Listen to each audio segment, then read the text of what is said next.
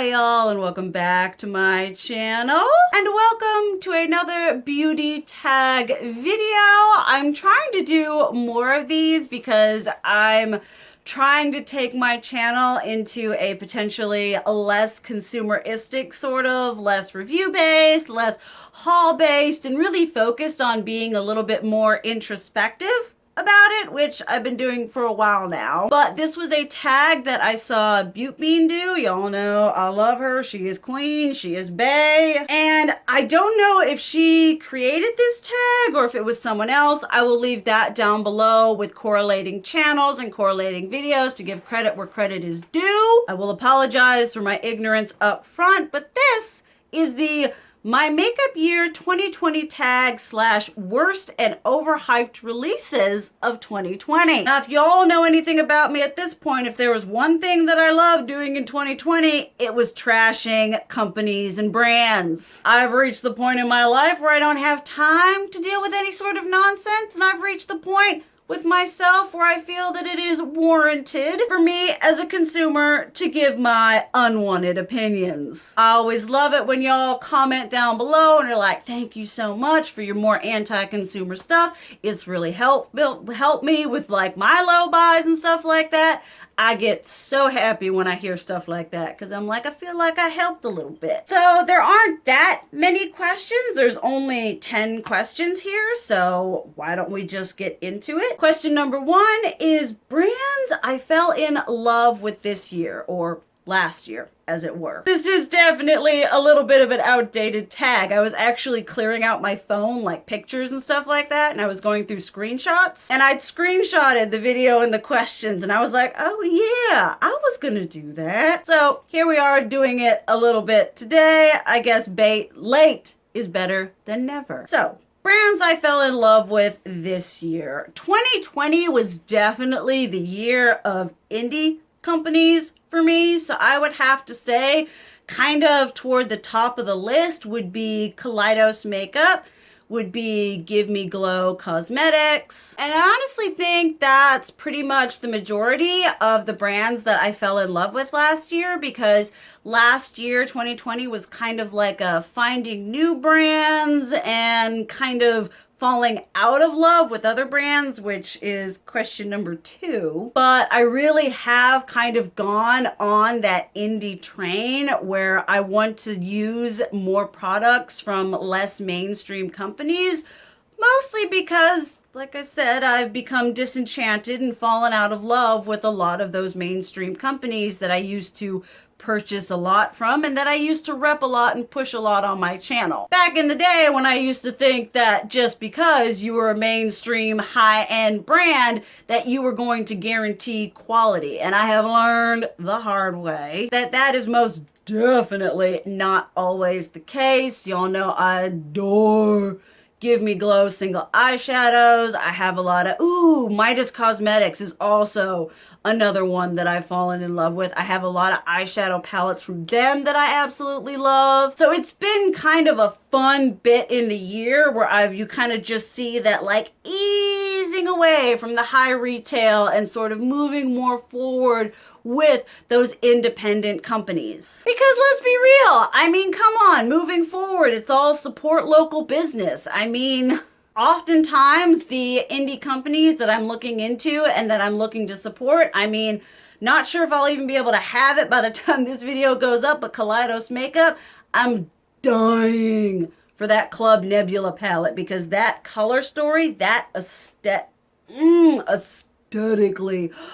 that palette and that whole release was just absolute perfection. Everything about it. It was like this Art Deco, really just, it was like Great Gatsby meets like psychedelic space people theme. And I didn't know that was an aesthetic that I was into or that I needed. But after they released that, it's something I need now. Whereas when I look at like Too Faced and all the other ones, I'm like, well, they're not really, they're not giving me psychedelic alien vibes. 1920s psychedelic alien vibes. I mean, come on. And the next question, brands I broke up with this year. Kind of like, sort of in the same with the becoming more into the indie makeup. 2020 was also a year where I broke up or became disenchanted with a lot of the mainstream companies that I used to love. And there are a lot of them that I just haven't, I haven't purchased a Too Faced palette, an Urban Decay palette,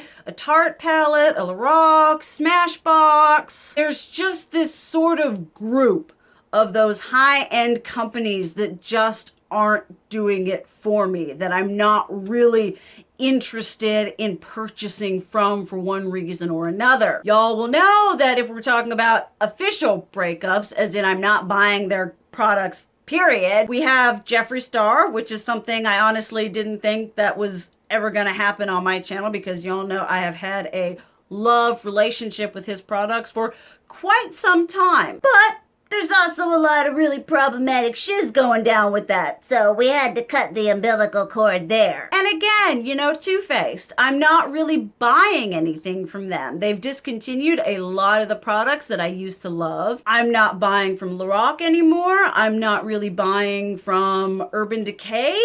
I'm kind of still maybe potentially buying from ABH, but I'm definitely not as hardcore into them. I'm gonna buy everything they release that I used to be. I used to buy every single Anastasia Beverly Hills palette. I've been reviewing those palettes for years. Whereas now I've reached the point I feel unless they release something that was like really gonna F me up, I would be like, I'm good. Because there are a bunch of other companies that are doing things that actually interest me, that actually intrigue me, both mainstream as well as indie. Melt Cosmetics has become a company that I've got a lot of faith in, that I purchase a lot from. But with Anastasia and with the group of those other ones, I'm just like, thank you so much for being there for me in the beginning of my channel, but at this point, you're not really producing a lot of things that interest me or that I want to spend my money on compared to the plethora of things that I've been introduced to. 3. Makeup products I was happy I didn't buy. I mean, basically everything that I anti-hauled, I'm grateful I didn't buy. I wasn't the best towards the end of the year in 2020 with not buying random crap that I didn't need with money I don't have. I'm trying to think of ones that like stand out to me. I mean, probably every new Naked palette that was released, because there's always this sort of thing in the back of my head that I'm like, maybe this one will be good. Maybe this one will be the one that gets them back on track. But that hasn't happened yet. And I'm really glad that I didn't bite the bullet and go in on those, kind of breaking myself from the, oh, well, I need to buy it because it's a Naked palette, or oh, I need to buy it because it's a chocolate bar palette, or I need to buy it because it's an ABH palette. You know, I'm trying really hard to get out of that mindset. So for any time I don't make a purchase that supports that kind of rhetoric, it makes me really happy inside. So every Naked palette, I'm proud of myself for not buying that newer Too Faced palette that was like the teddy bear one. I'm like, that was cute. Out of the majority of things Too Faced has released in a while, that was actually kind of viable. It kind of intrigued me a little bit. But we also talked about the fact that part of the reason it intrigued me is because it was interesting in comparison to all the other boring stuff they've released. It was a little bit better. And because of that, I was slightly, you know, interested. When you're like, oh, compared to the other things, you're like, wow, that's actually kind of good. When it's good in comparison to what they've done, not good in comparison to what else is on the market. It was still kind of stale, but compared to the others, it was just a little bit less stale. Bunch of highlighters. I mean, I don't want to say that I'm proud about that, because I think of all the highlighters that could come into my welcoming arms. I get a little emotional. But I'm also happy because you all know that I have been trying so hard not to bring an excessive amount, or even just a non-excessive amount, of new single blushes and highlighters into my collection, because I have enough highlighter and blush to last me long after I'm dead. So I was pretty proud of myself in 2020. I mean, there were just a lot of things that I'm happy I passed on, because I know that they wouldn't enrich my collection or my makeup journey or anything like that in any sort of way. There's been a lot of that being released recently. Last year And this year as well. I'm just like, we're really just flailing out here doing whatever. So I am happy that I had that sort of situation going on. There was just a lot of things that I was just like, ah. And there are a lot of things that I'm sure would have been nice to have and I would have enjoyed using, but it's also the type of thing where it's like I would have got it and it would have been great, and then it's just going to sit there with the rest of the things I don't use. So honestly, just about anything that I anti-hauled that I ended up not getting, I was very, very proud of that for myself. Makeup products, I was happy I bought. I'm going to say this with complete, straightforward, actual honesty. Every single Colourpop blush I've bought. I've had some sent to me by you guys, and I've had ones that I've purchased because I'm like, oh, they're so good and they're so affordable. There has not been a Colourpop blush that I haven't absolutely loved. Sailor Moon ones, one of y'all sent me the Big Poppy ones, the ones from like their Baroque collection, the Animal Crossing ones. You know, I've like, it's one of those things where it's like so unnecessary, but I'm really happy I bought them because I've gotten so much enjoyment out of them. The Colourpop blushes, when they do like their big collections or when they do their collaborations, they're actually really well formulated. Like one of y'all sent me, this was a while ago, this was definitely last year, one of y'all sent me the Disney designer, the Midnight Masquerade one. You sent me blushes, one of them sent me blushes and highlighters.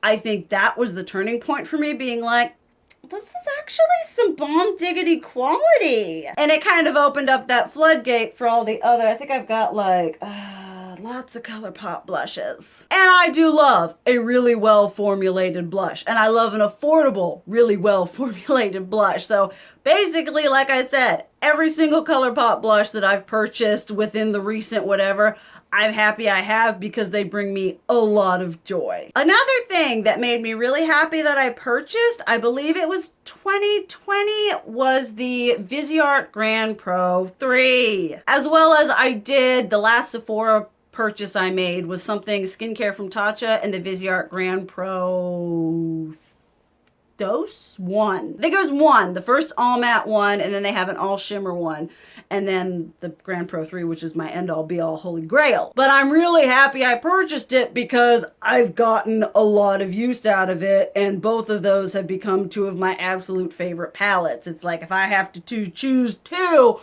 I would choose them and I would be so set. It was a lot of money, it was an investment, but I feel like I've got a good return on that investment because I've used them so much and I love them so much, and they've just ended up being really great. Like when you put a lot of money into something, I actually got the Viseart one being like, oh, well, it's gonna be stupid and I'm gonna return it and it's not gonna be worth how much they're charging. And then I put that shiz on my eyelids and it turned my world upside down. And like I said, now it's one of the like bougie, super expensive products that I actually advocate for. And I love it so much. Question number 5, overhyped makeup releases of 2020. Let's see here. We have the Colourpop Sailor Moon collection. I could probably do this just with Colourpop. Colourpop Sailor Moon collection, Colourpop Hocus Pocus, Colourpop Animal Crossing. Did they do any other really licensing cash grab ones that got really hyped up? And I'm not saying that some of the products in those collections aren't good. Like I was just saying, going off about their blushes. I have the blushes from the Sailor Moon collection. I have the blushes from the Animal Crossing collection. But just the collections on the whole, the level of absurdity that, you know, how they were sold out so quickly, how people were scalping them, you know, people were charging however much money. That overhyped doesn't have to mean, in my opinion, that it's overhyped and it's not good. For me, overhyped also involves collections that get out of control. I've actually got a video that I'm doing research on, which is going to be talking about makeup releases that got out of control. So when I say overhyped, I'm not like, oh, it's overhyped because it's stupid and it didn't deserve to get the hype. No, with these, I'm talking about it's overhyped because it just kind of became this rabid frothing thing. You know, for the longest time, you couldn't find, I say with the Sailor Moon blushes, there was somebody who had both of them for $80, and somebody bought them. And I waited and I bided my time, and I think I got one of them for like $8. The absurdity of the overhypeness, because I feel like even though we're kind of stepping back, or at least I am, from that excessive consumerism, the companies are trying to create so much hype behind their releases because they're like, we need you to buy this shiz. And so even they are like overhyping their products without even people overhyping them. It's just this big, giant kerfuffle of every time something gets released that's like kind of interesting, mostly interesting, anything that's licensed or intellectual property, people lose their minds. So I did the Colourpop ones. What other overhyped releases were there? How about Morphe x Lisa Frank? That was definitely overhyped for what it was, because if you strip, like, that's one of the collections, I've talked about it multiple times on my channel. It's one of those collections that literally, when you strip away all the fanciness and all the frills and all the Lisa Frank whatever, it's not that interesting of an actual makeup release. They literally had these 35B palettes. I used to have one. I decluttered it. They supposedly retired it. And then they decided to just take the 35B palette and take the exact same palette and put it into 3 different packaging Lisa Frank things. And I'm like, that's when you are like, oh, we're doing this Lisa Frank collaboration. It's amazing. It's going to be fantastic. And the epitome of your creativity is taking the same palette and putting it into 3 different pieces of packaging. It just kind of doesn't sit right with me, and I feel like that was so overhyped for what it was.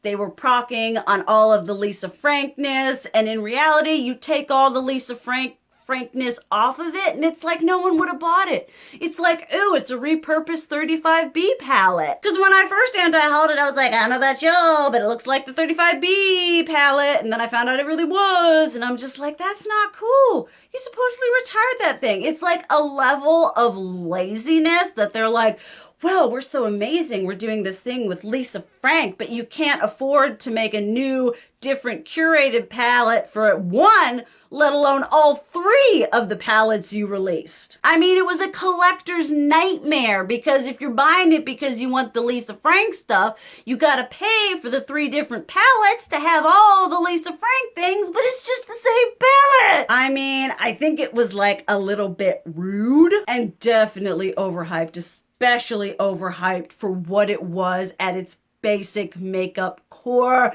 They're like, let's do a couple sponges. Now they're like, let's do some lip things. They're taking boring pre-existing products and putting them in eye-catching Lisa Frank packaging. That's all it was. Number 6 is Worth the Hype 2020. Let's see here. Worth the Hype for me would be every single $65 palette that Natasha Denona released. I mean, I honestly never thought that I would become a simp for any Natasha Denona eyeshadow palette, but the $65 ones, the glam, let's see here, was the bronze released this year? I know the glam one was, and I absolutely love those palettes. You all know I do, every single one of them. The sunset one, the love one, the glam, the bronze, you know, even the neutral ones, and even the ones that have a crap ton of shimmers, I absolutely love, because they are so fantastically formulated. And I have a hard time comprehending how well those are formulated compared to her $129 palettes, which I have tried, that don't seem to be formulated nearly as well. I don't understand that. So I cannot advocate for the hype of those ones, but for those $65 ones, if you want to get into makeup, if you want to expand your collection, those are some of the best ones I've tried. For the price point, I would recommend them above Jeffree Star. I would recommend them above Huda Beauty. I really think that they're just so well formulated. Those Natasha Denona palettes are worth every single bit of hype and praise that they receive. Next one is Best New Indie Brand 2020. I am not exceptionally well versed in indie companies. I have the ones that I've, like, oh, I've discovered, Give Me Glow after 12,000 people have told me I need to try them. I don't know, like, because I'm not, the indie companies that I'm into, that I've gotten into, have been, like, I feel like mostly established. There's not one that, like, came onto the scene in 2020 that I, like, found out about and is like, this is amazing. They're the best up and coming newcomer indie makeup company. And I guess that's my own fault or whatever for not, delving deeper into the black hole that is the indie makeup industry. I guess I could say probably the youngest, or, I would say like maybe Midas Cosmetics, because they've released some banging products. We're talking about formulation, we're talking about inclusivity, quality, just they have been releasing banging things. So I guess for my knowledge and the companies that I've learned about and have started trying in 2020, it would be Midas Cosmetics. I am planning on delving into more indie companies this year. So I guess I could maybe, if I could do this maybe for, 2021, and maybe I'll have a better, idea of an indie company that's more recent. 8. Worst release 2020. I mean, there were just so many. 2020 was a year of a lot of poorly thought out collections and collaborations and products and everything. There's a lot to talk about. I'm not sure if I could nail it down to just one. I'm just sitting here thinking about all my anti-hauls, and I'm like, is it worst release in the sense of how it went down? Worst quality wise? I mean, how about that travesty of that one palette that was like 100 shades? I mean, what was it? That Queen something? I will see if I can find it and leave a picture of it for y'all. I had an absolute aneurysm when I talked about that one in an anti-haul. I just about lost my mind. I'm like, really? This is what we're excited about. This is what we're advocating for within the community. This big laptop size having eyeshadow palette. It was just the biggest, like, it wasn't even curated. It was the epitome of eyeshadow vomit into a palette. And I don't know anyone who bought that shiz. If any of y'all bought it, let us know about the quality down below. But for me, that was just one big giant headache. I was like, I can't do it. I can't handle it. So there was definitely that. Obviously, I can't attest to the quality or anything. I didn't buy it. But like, just the fact that on today's market, we're all like, yeah, sure, eyeshadow palettes with 100 eyeshadows in it. That's what people need. Number 9. One thing I don't want to see in 2021. Can you guys guess? You're gonna leave your little guess down below. I want to see less of everything in 2021. I would love it if every single makeup company, especially Colourpop, a lot of the mainstream brands, just pulled it back just a little bit. I'm not saying don't release anything. I'm saying take the time to release things that are actually going to impact the community in a positive way. I'm not talking about releasing whatever willy-nilly and it impacting the community because everyone's like, this is the dumbest thing that ever existed. It's kind of like that whole, all press is good press. No, it's not good press.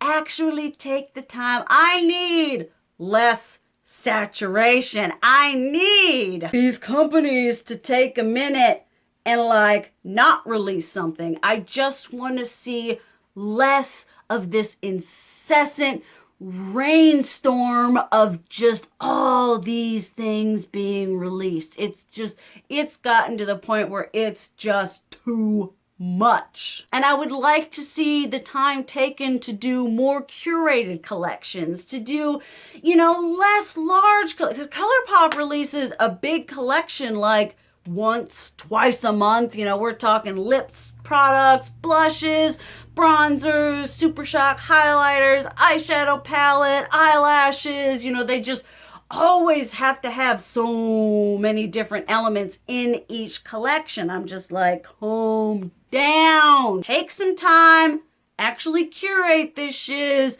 and then bring us something that's actually worth our while, that's gonna make us think positively about your decisions on what you're releasing. And one thing I want to see in 2021, I would like to see a bit more uniformity within the community. I feel like a lot of the issues that I have with the community at the moment is how, and this happens with any kind of community, any kind of hobby, any kind of interests, where you seem to have these like little cliques of people where it's like this whole, like you've got little groups of YouTubers, you know, large ones, small ones, whatever's, and it kind of turns into this, oh, well, you can't sit with us, which was an issue I had when I started, you know, when I had smaller, you know, I mean, I don't have a lot of subscribers now, but when I had a significantly smaller amount, and it was really this like numbers popularity game where even if you were really talented or had a lot of passion,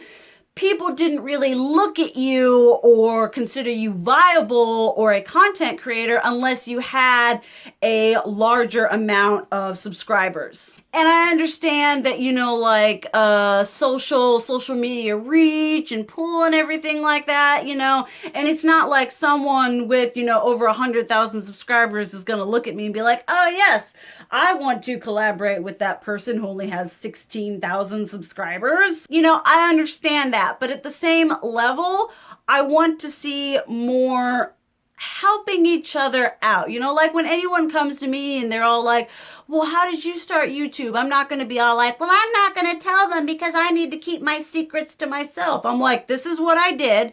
This is what I think would help. You know, I want to foster and encourage people who want to start their own channels regardless, or support channels regardless of their size. If you like their content and they're doing good stuff, it shouldn't matter whether they have 13 subscribers or 3 million. Good content is good content regardless of the exposure that it receives. You know, there are a lot of people doing things just as good or better than a lot of those bigger YouTubers. And I'm like, but they need. So I would love to see a bit more reaching out, more willingness to discuss what it takes to be on this platform, because I want to, when people talk to me about, you know, how did you get started? How are you doing? You know, I want to be so transparent with what my experience has been so that people can get a realistic idea of what it's like to do YouTube. And I feel like if we have more people who are willing to build each other up and willing to support each other, then the good parts of the beauty community will grow and be fostered and nurtured and blossom and bloom into all kinds of wonderfulness. Because the one thing I've noticed when it comes, at least to my journey, and maybe I'm not asking the right questions, maybe I'm not asking the right people, but it feels like some, you know, they don't want to share, you know, their tips and tricks or what they did, or, you know, like how to do things. Because when you're coming on the platform,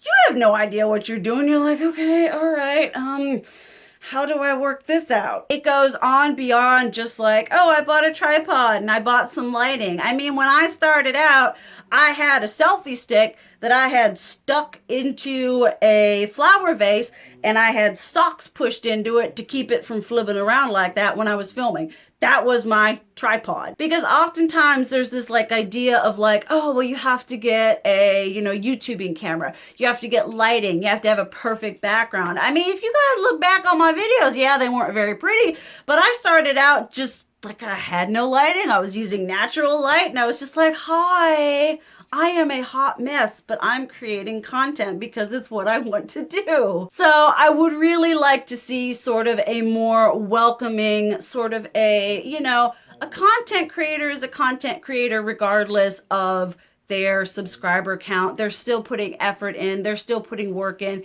and they deserve to be uplifted and broadcasted and, you know, shared just as much as other ones. Like I said, I will say this until I die. Good content is good content regardless of how much exposure it gets or how many subscribers the creator has. And that's all the questions. I actually had a lot of fun doing this. I was kind of like, oh, I'm not sure how interesting it could be, but that was actually a lot of fun. Got a little preachy there at the end, but preaching is sort of one thing that I do. Would love to hear you all's thoughts and opinions, answer some of these questions down below, start discussions. But thank you guys so much for watching. I love you, and as always, keep it real. Mwah!